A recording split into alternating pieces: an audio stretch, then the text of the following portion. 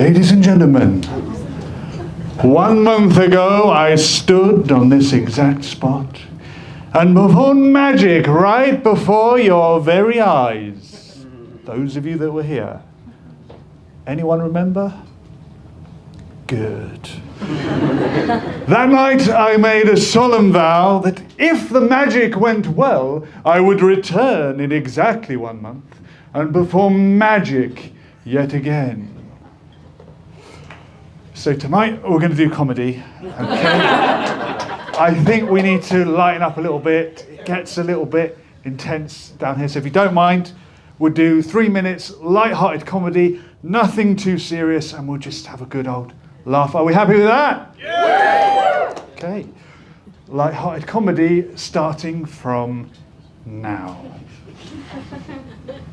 Haven't started yet. So it's been 24 years. How long has it been since 9/11? How long has it been? Something like that. Too soon? Is it too soon to joke about 9/11? No. I don't want to joke about 9/11, but I do want to talk about 9/11 because there's a few things that we need to clear up, a few matters. Have we got any conspiracy theorists here tonight? What a coincidence, they're all over here. What's your biggest conspiracy theory, madam?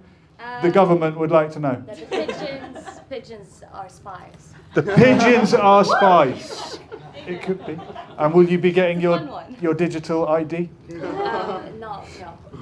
I thought this might happen. We've stumbled into serious topics, so we're gonna reel it back in. Sorry about that. That was all me. So look, let's just keep it light-hearted, all right? So, on 9/11, what's funny about that? 19 hijackers from Saudi Arabia brought down the Twin Towers, apparently. And you lot are funnier than me. But because these Saudi Arabians had done this, George W. Bush was left with no choice. He had to invade Afghanistan and then Iraq. You see, American intelligence had this theory about Osama bin Laden. If you don't know what American intelligence is, nor do I.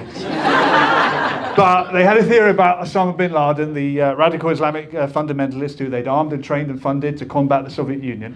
And they thought that he might have turned against them and stabbed them in the World Trade Center. They thought that he was orchestrating these pinpoint accurate terrorist attacks on the US from within some kind of high-tech cutting-edge cave in Afghanistan.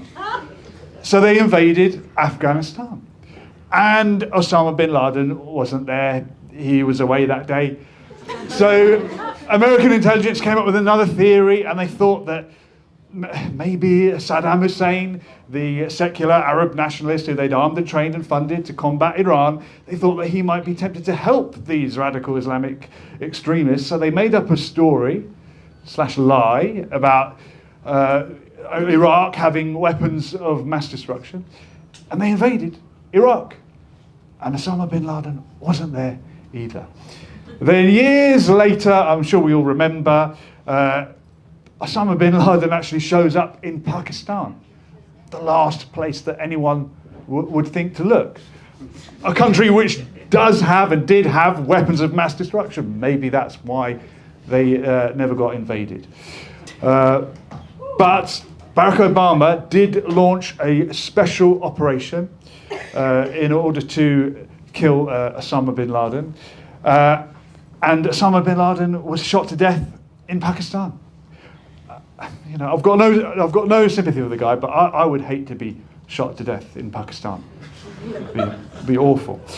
I wouldn't wish that on anybody. But he was taken out, and it was Obama by this time, because George Bush he'd gone on to be a retired murderer, and it was Barack Obama now, and bin Laden's killed in Pakistan.